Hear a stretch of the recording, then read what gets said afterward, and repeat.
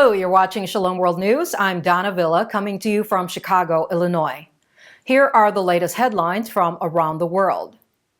As Cuba witnesses its most significant civilian protests in recent decades, a Catholic priest who defended a 14-year-old boy from the police was manhandled and arrested in Camagüey. Father Castor Álvarez was arrested by police on Sunday, July 11, when the nation witnessed mammoth protests against the communist dictatorship. The country is undergoing a severe economic and health crisis that has been exacerbated by the pandemic. To make matters worse, inflation is at its peak, triggering food scarcity. President Miguel Diaz-Canel is using force to stifle the protests, and the priest was brutally beaten up while trying to protect the teenager.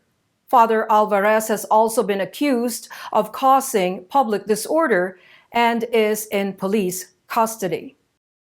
In the U.S., a Catholic bishop has appealed to the faithful to sign an online petition urging Congress to uphold the Hyde Amendment. The Hyde Amendment of 1976 forbids the use of federal Medicaid funds for abortions except in cases of rape or incest or when the woman's life is at risk. Archbishop Lori of Baltimore urged believers to remain united in prayer and to protect the unborn by signing the online petition. The prelate also exhorted them to raise their voices to protect unborn babies. Quoting Cardinal Joseph Tobin of Newark, Archbishop Lori emphasized the need to support the Hyde Amendment so it remains in place, noting that the amendment has been saving lives for more than 4 decades with bipartisan support by borrowing tax money from financing elective abortions. Archbishop Lori put forth the need to support it. The European Parliament has passed a resolution condemning the Erdogan government's repression of opposition parties, particularly the pro-Kurdish Peoples Democratic Party, or HDP. With 603 members supporting the resolution and only 2 opposing it apart from 67 abstentions, the resolution called the Turkish government to stop constant attacks and pressure on opposition parties and ensure the free and full exercise of legitimated activities under the basic principles of pluralist and democratic system. Members of the European Parliament, or the MEP, also strongly condemned the political ban and crackdown on nearly 500 HDP members. Democratically elected HDP mayors have been removed from office mainly on terrorism-related charges. Nearly 4,000 HDP members and officials remain in prison. The MEP also warned Turkey that improvements in foreign relations and policies would depend on civil and human rights.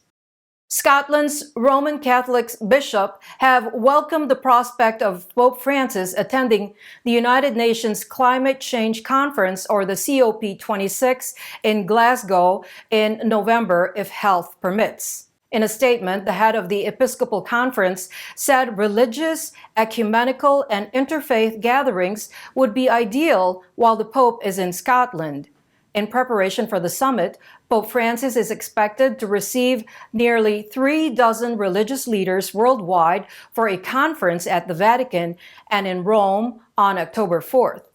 During the visit to the Vatican in May, U.S. President Joe Biden's special envoy for climate change, John Kerry, said the Pope intends to attend the UN Climate Change Conference. The Holy Father's visit to Glasgow in November has yet to be officially announced by the Vatican. Director of the Holy See Press Office, Matteo Bruni, has said that Pope Francis will remain in Rome's Agostino Gemelli Hospital for a few more days to completely recover from the colon surgery he underwent. In a bulletin, Bruni noted that the stay has been extended to, quote, optimize the medical and rehabilitation therapy, end quote, of Pope Francis. Before Sunday Angelus from the balcony of the hospital, the Holy Father greeted patients in the oncology ward and their bystanders. Later in the afternoon, he celebrated Holy Mass in the private chapel. On the day of the soccer victory for Argentina and Italy in the Copa America and Euro 2020 finals, respectively, Pope Francis shared his thoughts on the meaning and value of sports.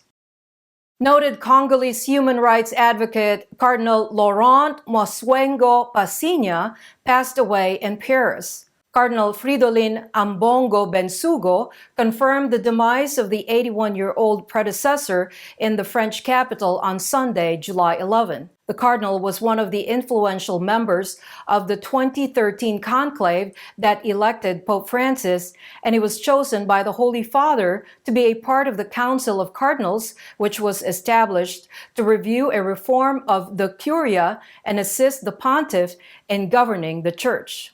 He was a biblical theologian and the first African to earn a doctorate in Scripture from the Pontifical Biblical Institute in Rome.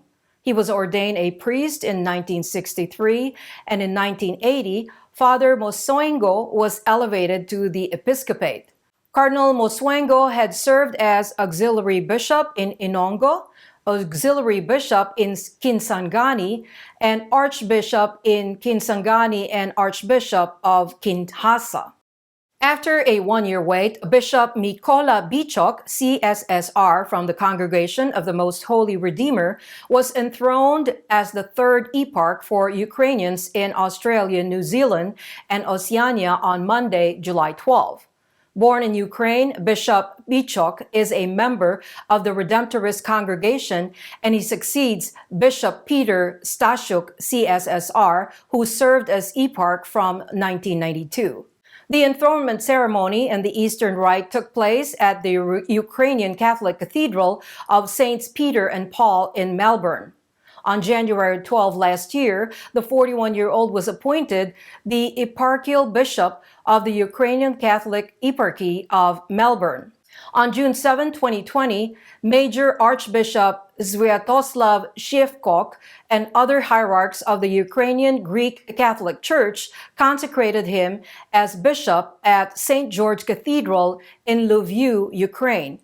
The enthronement ceremony in Melbourne included the historic proclamation of the adherence to the Catholic Church with a 130-year-old Bible. And those are your latest headlines. Do join us tomorrow. In the meantime, you can visit swnews.org for more updates. Shalom.